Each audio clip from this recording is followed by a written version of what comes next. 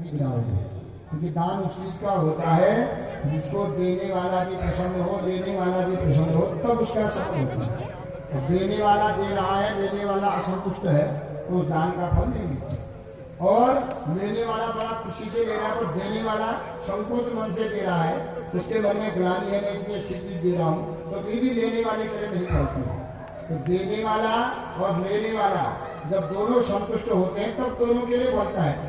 देने वाले के लिए फल की प्राप्ति होती है, लेने वाले के लिए वो वस्तु फलती है। तो क्या दान किया तुमने? बिना जो है बूढ़ी गायों का दान किया होगा। नहीं महाराज, बूढ़ी गायों का भी नहीं किया। तो भगवान जवान किया। भगवान के जो घर में रखी होंगी बचिया 5-7 साल तक नहीं जाई, पंडित जी से कह दिया महाराज घर की बढ़िया है, बचिया है, गोदान करता हूँ।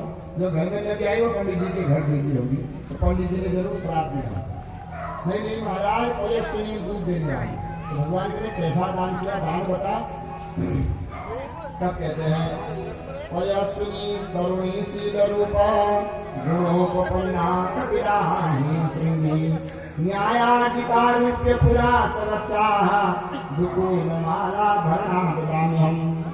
हे महाराज, मेरे पयस्विनी दूध देने वाली, तरुणी माने जवान, शील रूप माने बड़ी सुंदर, जो लात नहीं मारती, और गुणोपन्ना गुणों में उत्पन्न है, बड़ी सीधी गाय का कपिला गाय का सवत्सा बछड़े सहित उनके सींगों को सोने से मुड़ाया, गले में बढ़िया घंटा बांधा, चांदी के खुर बनाए, दूध दोहन का कांसे का पात्र दिया। तो ऐसे विधि पूर्वक न्याय के द्वारा जो मैंने धन कमाया, उस धन के द्वारा गायों को खरीदा था। उन गायों की जो सबसे सीधी गायें होती थी उनकी पूजा करके किसी श्रेष्ठ ब्राह्मण को दान देता था। ऐसे वैसों को नहीं देता था कि हमारी वस्तु ले जावे और कभी भी गाय को छोड़ दे या गाय को पीड़ा पहुंचाए। तो कोई श्रेष्ठ जो गौ भक्त है ऐसों को मैंने दान दिया। भगवान कहते हैं ऐसा दान करने के बाद फिर भी तुम्हारी गति क्यों हुई, और बताओ क्यों हुई गति? तो कहना महाराज मैं रोज 1000 गायों का दान करता था, तीनों प्रहरों में, प्रातःकालीन, मध्याह्न, संध्या के समय। एक दिन क्या हुआ कि मैंने संध्या के समय में अपनी गायों का दान किया। उनमें से एक गाय खुद करके मेरे बाड़े पर आ गई। दूसरे दिन मुझे पता नहीं चला, मैंने वही गाय का दान दूसरे ब्राह्मण को दे दिया। अब मुझे पता नहीं चला कि गाय है बाड़े पर, तो दूसरों को मैंने दान दे दिया। और जब पहला ब्राह्मण उस गाय को ढूंढते हुए आ रहा है, आज का ब्राह्मण उस गाय को ले जा रहा है, तो दोनों ब्राह्मण रास्ते में मिले। पहला वाला कहता है अरे तो मेरी गाय है, तू कहाँ ला रहा है, ले जा रहा है? तो वो अभी वाला ब्राह्मण कह रहा नहीं मुझे राजा लगने दिया। तो लड़ते लड़ते दोनों मेरी सभा में पहुंचे। मेरी सभा में पहुंचे, कल वाला ब्राह्मण कहता महाराज ये गाय आपने कल दी कि नहीं दी बताओ? आपने गोदान किया, इस गाय को मुझे दिया। राजा कहता है हाँ दी। आज वाला ब्राह्मण कहता है महाराज आपने अभी अभी मुझे ये गाय दान दी है। राजा कहता है हाँ दी।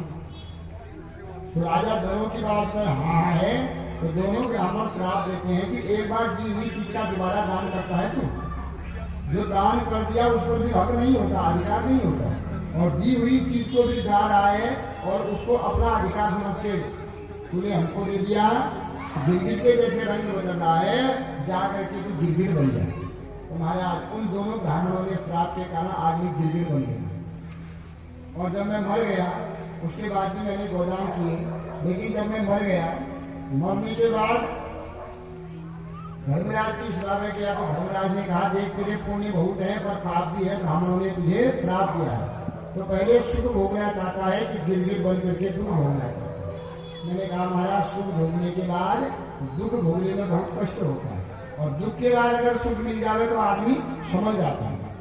इसलिए महाराज मुझे पहले ब्राह्मणों के श्राप से गिरगिट बना दो। तो महाराज आज मैं ब्राह्मणों के श्राप से मैं गिरगिट बना, लेकिन आज मेरे पुण्य का उदय हो गया। आपका स्पर्श करते ही उस गिरगिट जौन से मुक्त होकर के मैं दिव्य धाम को चला गया, जा रहा हूँ। तो भगवान को प्रणाम करके चला गया। भगवान के नाती पोते लोग सब देखे हैं, तो भगवान अपने नातियों से कहते हैं देखो भैया नाती पोतों, देखो किसी साधु का, किसी संत का, किसी ब्राह्मण का, किसी ज्येष्ठ का, अपने से बड़े का, किसी श्रेष्ठ का कभी भी अपमान नहीं करना चाहिए।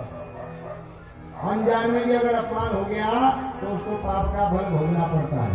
राजा इंद्र के कहने अपमान जान करके थोड़ी हुआ, अज्ञान में अपमान हो गया तो उसके कारण राजा को क्या हो गया, आज गिरगिट बनना पड़ा।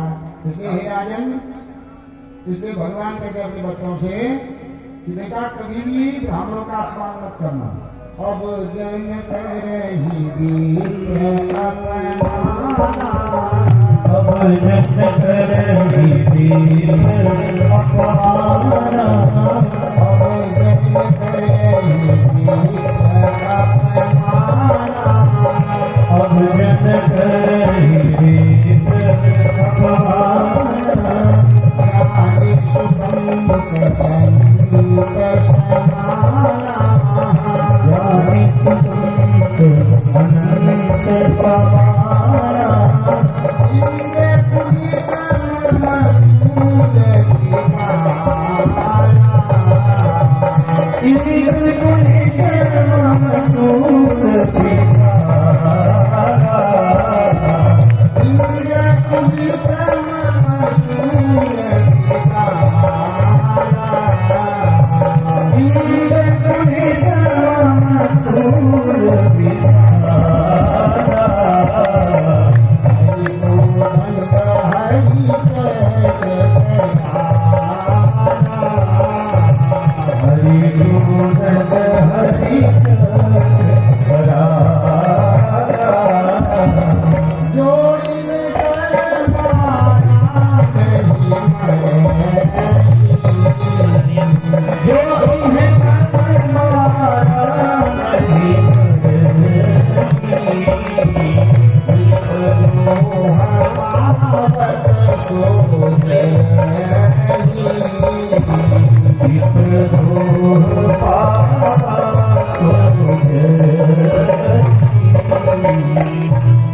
भगवान ज्ञान देने बेटा देखो, अज्ञान में अगर किसी साधु संत का, किसी ब्राह्मण का, किसी ज्येष्ठ का अपमान हो जाता है तो उसका कुल ही नष्ट हो जाता है।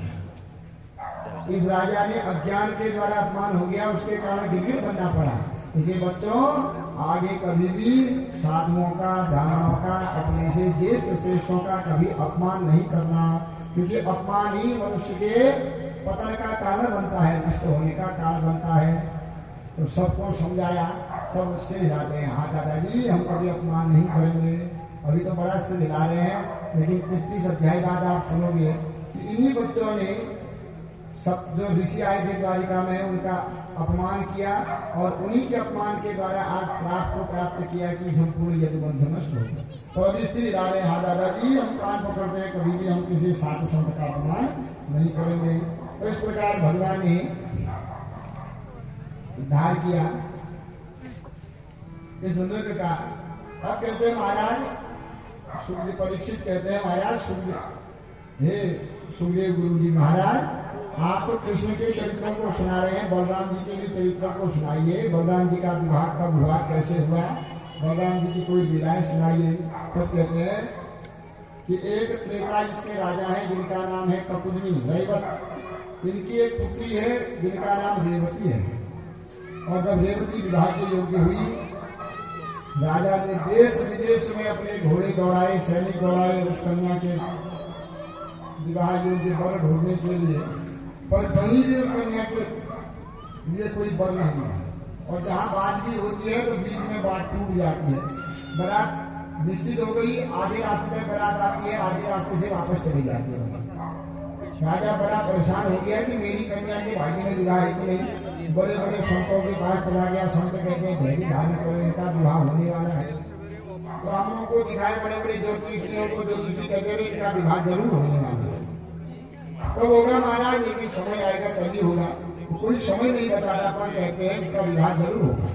तो राजा परेशान हो गया, कन्या बूढ़ी हो रही है, कब विवाह होगा इसका।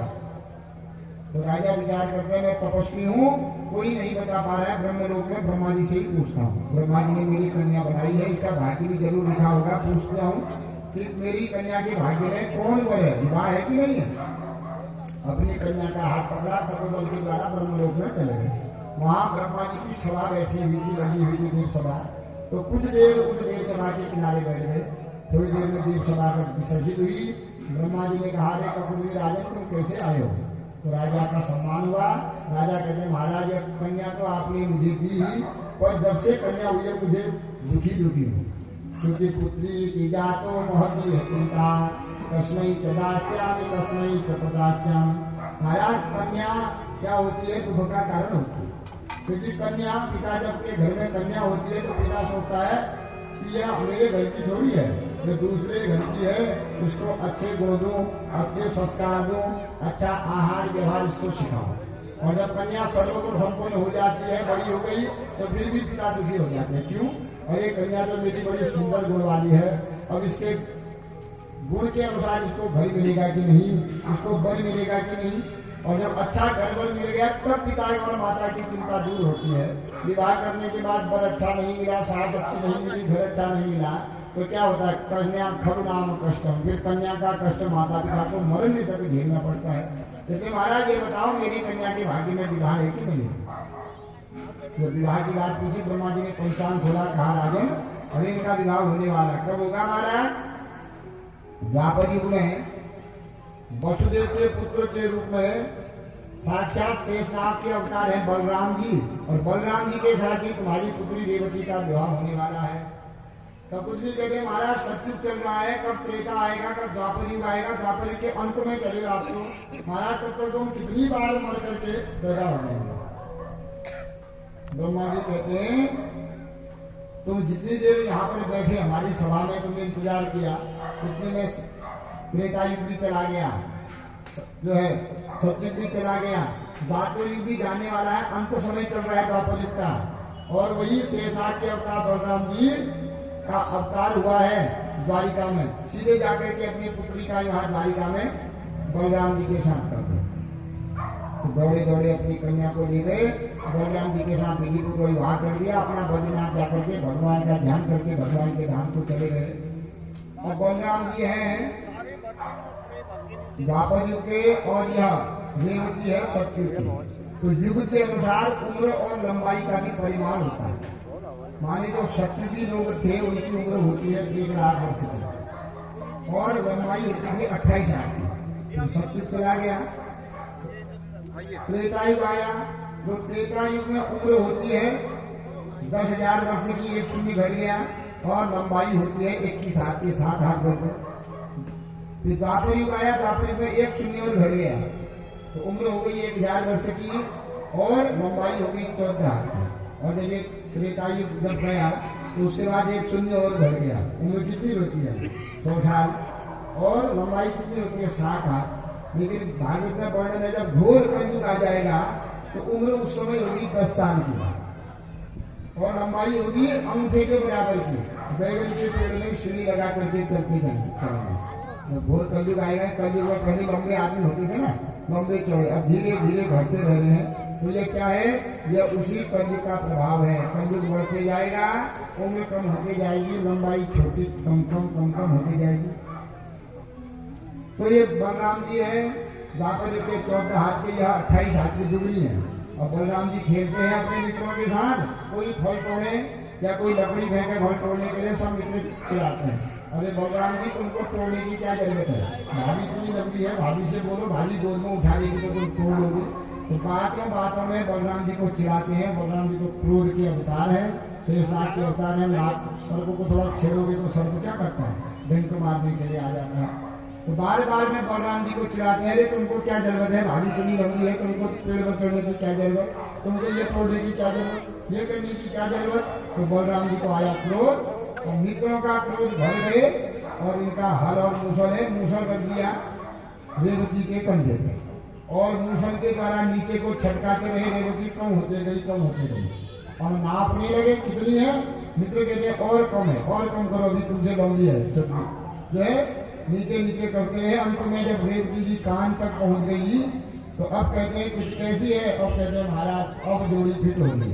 तो रेवती जी को अपने ही बराबर 14 हाथ का बना दिया, और ठीक रेवती का कान कहाँ पहुंचने लगा, भगवान के जो कान पर रेवती का सिर पहुंचने लगा। और तब से वही जोड़ी फेमस होती है, पति थोड़ा लंबा, पत्नी कहाँ पर पहुंचे, कान पर। क्योंकि हर समय कान में कड़ कड़ कड़ कड़ कड़ कड़ कहते रहते हैं, वही जोड़ी फलती है।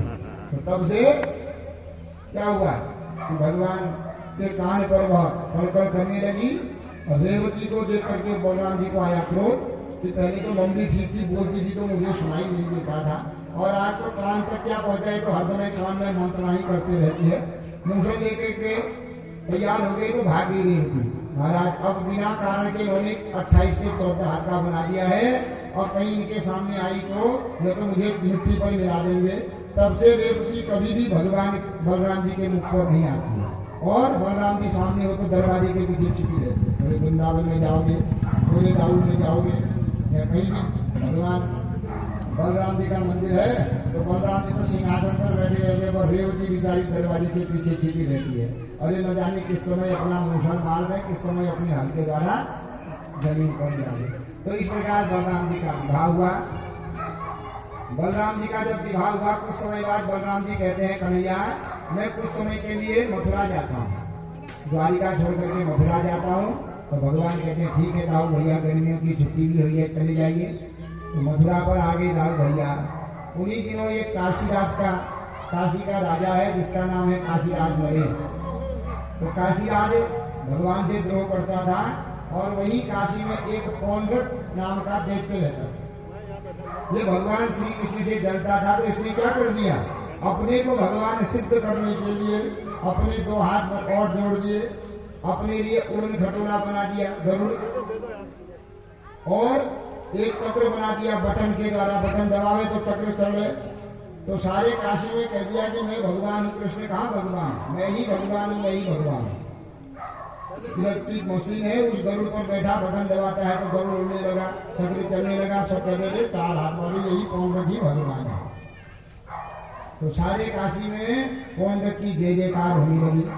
तो काशीराज नरेश कहता है देख पौंड्रक, अभी तो तू आधा ही भगवान है, पूरा भगवान कब होगा जब कृष्ण सिद्ध कर दे कि तू भगवान है। तो कैसे होगा, अरे कृष्ण को धमकी भरा पत्र देख, क्योंकि कृष्ण अभी अकेला है, बलराम मथुरा गया हुआ है। कृष्ण को धमकी भरा पत्र लिख कि मैं भगवान हूँ, तू द्वारिका छोड़ करके चले जा, नहीं तो तेरा वध कर दूंगा। तो पौंड्रिक काशीराज की बातों में आ गया, भगवान को धमकी भरा पत्र दे दिया। तो भगवान इस पत्र को देख के बहुत हंसने लगे। धन्य है पौंड्रक कि मेरे होते हुए, साक्षात भगवान के होते हुए तो बनावटी भगवान, और काशी में मेरी जय जयकार हो रही है। तो भगवान दूतों से कहते हैं पौंड्रक से ऐसा कहिए आप यहाँ आने का कष्ट न करें, कल हम ही तुम्हारे दर्शन के लिए काशी आएंगे। दूत गए, महाराज वो कल आपके पास आने वाले। पौंड्रक घबरा गया, काशीराज से कहने लगा महाराज तुमने कहा तो तुम्हारे कहने पर ही मैंने पत्र भेजा, अब यहाँ आएगा कन्हैया तो मुझे मार देगा। अरे तू डरता क्यों है, थोड़ा अपना प्रभाव दिखाना, कृष्ण तेरे सामने आएगा तो बटन दबा के उड़ जाना, उड़न खटोली पर बैठ करके, और चक्र को घुमा देना, कृष्ण डर जाएगा, भाग जाएगा। तो कृष्ण जी आए, और कृष्ण के सामने इसने जैसा जैसा काशीराज ने बताया था वैसा ही किया। तो भगवान से युद्ध करने लगा।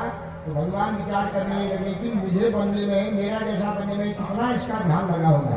ध्यान तो है पाखंड के रूप में है, पर ध्यान तो लगा ही है। तो भगवान ने चक्र छोड़ा, उस चक्र के द्वारा पौंड्रक का सिर कट गया। जो काशीराज नरेश है वो भी भयभीत हो गया, भगवान ने काशीराज नरेश को भी मार दिया। तो काशीराज नरेश का जो पुत्र हुआ उसने व्यभिचार यज्ञ किया कि कृष्ण ने मेरे पिता को मारा है तो इस कृष्ण की द्वारिका को नष्ट कर दूंगा। एक कृत्या नाम की राक्षसी को भेज दिया, और वो कृत्या द्वारिका में आई, भगवान ने चक्र छोड़ा तो वो भाग गई। अब उसने जलाना था तो भगवान वह काशी को ही जला करके भस्म कर दिया। इसलिए काशी क्या है, भस्म नगरी है। इसलिए भगवान को काशी विश्वनाथ में यह भस्म नगरी है, इसलिए वहाँ चिता रात दिन लगी रहती है, और जगह सूर्यास्त हो गया तो चिता नहीं लगती। और वह काशी मुक्त क्षेत्र है तो वहाँ रात्रि को भी कोई मर गया तो रात्रि को भी चिता रखते रहते हैं, वहाँ चिताओं का कोई निषेध नहीं है। तो इस प्रकार भगवान ने विचार किया, जो है पौंड्रक को मारा। द्वारिका में भगवान सुखपूर्वक रह रहे हैं। तो एक दिन जो जरासंध है, जरासंध भी बड़ा विधर्मी राजा है। जरासंध के कैद में जितने राजा हैं, राजाओं ने भगवान को पत्र लिखा, हे भगवान आप सबकी रक्षा करते हैं, हमें भी बचाओ। तो भगवान जरासंध से युद्ध करने के लिए राजाओं की रक्षा करने जा रहे थे, इतने में नारद जी आ गए हस्तिनापुर से। महाराज आपके लिए पांडवों ने खुद समाचार भेजा है। क्या समाचार है? महाराज पांडव लोग जो है राजसू यज्ञ करना चाहते हैं और उनके यज्ञ के बारे में पता नहीं है कि विधि क्या है, विधान क्या है। जिसको पता है क्या उससे पूछना चाहिए यज्ञ के बारे में। तो महाराज आपको सब पता है। पांडव पूछना चाहते हैं कि यज्ञ कैसे होगा, क्या होगा, कब करेंगे। आप शीघ्र आकर के हमारा मार्गदर्शन करें। और भगवान विचार करके मैं जा रहा था जरासंध के वहाँ और मुझे समाचार मिल गया पांडवों का, तो मुझे कहाँ जाना चाहिए। एक ही समय में दो कार्य हो गए। एक जगह अच्छा कर्म कराने जाना है यज्ञ कराने, और दूसरी जगह जरासंध से युद्ध करने जाना है। तो भगवान विचार करते हैं कि एक ही समय में अगर दो कार्य आ गए तो क्या करना चाहिए। भगवान भी शास्त्रों के अनुसार चलते हैं। और शास्त्र भी कहते हैं हमको एक जगह लड़ाई करने जाना है, एक जगह बधाई देने जाना है, तो कहाँ जाए पहले। तो शास्त्र कहते हैं शुभे सुशीघ्रम अशुभे सुदीर्घम, शुभ से शीघ्रम अशुभ से दीर्घम। शुभ कार्य को शीघ्र कर देना चाहिए और अशुभ कार्य को दीर्घ काल के लिए कल के लिए छोड़ना चाहिए। क्योंकि अशुभ कार्य का जो फल होता है पाप होता है और शुभ कार्य का फल होता है पुण्य होता है। इसलिए शुभ कार्य को शीघ्र कर देना चाहिए। हम सोचते हैं कल करेंगे, कल कभी आता नहीं। आज मन में अगर इच्छा है कोई यज्ञ करने की, तो अगर शुद्धता है, धन की अपने पास पवित्रता है, धन है, मन की है, तो आज ही कर देना चाहिए। सत्यनारायण की कथा में कहते हैं कि यस्मिन् कस्मिन् दिने चैव मृत्यु भक्ति समन्वितः। जिस दिन मन में भगवान के प्रति श्रद्धा जाग जावे, समय अपने पास ठीक है, तो उसी समय कोई मुहूर्त देखने की जरूरत नहीं है। दो प्रकार के कर्म होते हैं, एक सकाम एक निष्काम। कामना से कर रहे हैं तो उसके लिए मुहूर्त भी देखा जाता है, दिन भी देखा जाता है, पैर भी देखा जाता है। निष्काम अगर कर रहे हो तो निष्काम के लिए जो कामना ही नहीं है तो भगवान के लिए कर रहे हो, तो वो सारे दिन भगवान के जो है 12 महीने में कौन सा महीना भगवान का नहीं है, 7 बारों में कौन सा बार भगवान का नहीं है, कौन सा मुहूर्त कौन सा घंटा भगवान का नहीं है। हर चीज तो भगवान का ही है। तो इसलिए शुभे सुशीघ्रम, शुभ कार्य को शीघ्र कर देना चाहिए। इसलिए मुझे पांडवों के वहां जाना चाहिए। भगवान पांडवों के कहा पे पांडवों ने सत्कार किया। महाराज रासु यज्ञ करना चाहते हैं, कैसे करें। अरे रासु यज्ञ तब करोगे तुमने सब राजाओं को जीत लिया है, पर मगध देश के राजा जरासंध को नहीं जीता है। जरासंध को जब तुम जीतोगे उसके बाद ही तुम जो है रासु यज्ञ कर पाओगे। क्योंकि तुम घोड़ा छोड़ोगे तो जरासंध तुम्हारे घोड़े को चुरा देगा, बाद में युद्ध करना पड़ेगा। इसलिए पहले ही जरासंध को अपने अधीन कर लो, उसके बाद ही रासु यज्ञ करोगे। महाराज जरासंध तो बड़ा बलवान है, कैसे मारे उसको, कैसे मारे। भगवान कहते हैं उसको छल पूर्वक मारना चाहिए, मेरे ऊपर छोड़ दो। तो भगवान ने ब्राह्मण का वेश बना दिया। अर्जुन और भीम को भी कहा ब्राह्मण का वेश बना, तो ब्राह्मण का वेश बना करके मगध देश में चले गए। और कल आपने श्रवण किया कि 17 बार जब भगवान जीत गए युद्ध में जरासंध से, 18वीं बार में जरासंध ब्राह्मणों को यज्ञ में बैठा करके आया और कहने लगा कि अगर मैं आज जीत के आऊंगा तो ब्राह्मणों को दान दूंगा, तुम्हारे मंत्रों की जो है पूजा करूंगा, तुम्हारे शास्त्र पुराणों की पूजा करूंगा। और अगर हार के आ गया हूँ तुम्हारे मंत्रों को भी, तुम ब्राह्मणों को भी, तुम्हारी पोथियों को भी नष्ट कर दूंगा। तो ब्राह्मण कर्म भावना से जब करने लगे, भगवान रण छोड़ के भाग गए। जरासंध जीत गया तो जरासंध तब से ब्राह्मणों के प्रति, मंत्रों के प्रति बड़ा धार्मिक हो गया। तो रोज ब्राह्मणों को दान देता है। भगवान कहते हैं जरासंध को ठगना पड़ेगा। ब्राह्मणों का भेद बना करके भगवान, अर्जुन और भीम जरासंध की सभा में चले गए।